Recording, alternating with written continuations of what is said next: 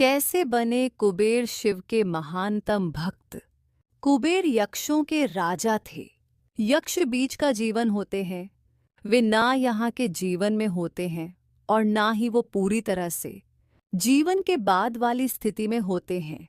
कहानी कुछ इस तरह है कि रावण ने कुबेर को लंका से निकल दिया और कुबेर को मुख्य भूमि की ओर पलायन करना पड़ा।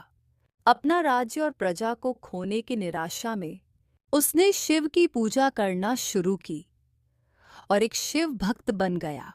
शिव जी ने दया भाव दिखाते हुए उसे एक अन्य राज्य और संसार का सारा धन दे दिया। इस तरह कुबेर संसार का सबसे अमीर व्यक्ति बन गया। धन मतलब कुबेर, यह कुछ इस प्रकार देखा जाने लगा। कुबेर शिव जी का महान भक्त बन गया। औसने है कि किता, परंतु जब भक्त को यह लगने लगे कि वो सबसे महान भक्त है तो समझ आए कि सब खोने वाला है।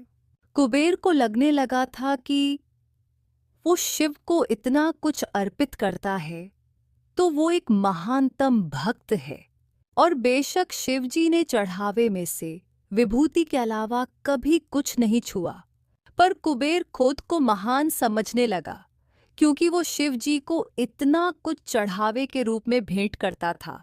एक दिन कुबेर शिव के पास गए और कहा, मैं आपके लिए क्या कर सकता हूँ?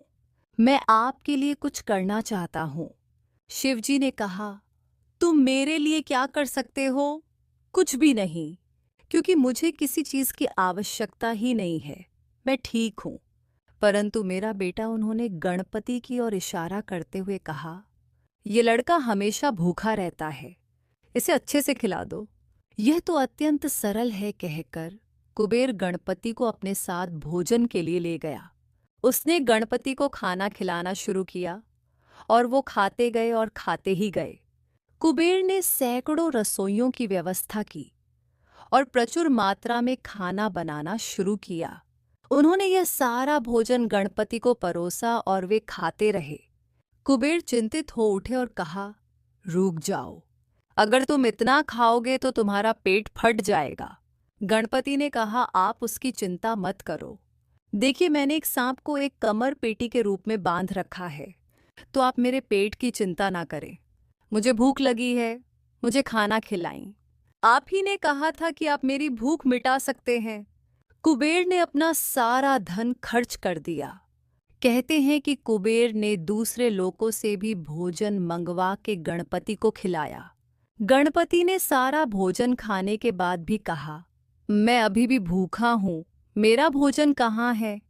तब कुबेर को अपने विचार के छोटेपन का एहसास हुआ और उसने शिव के सामने झुकते हुए कहा, मैं समझ गया, मेरा धन आपके सामने एक तिनके के समान भी नहीं है।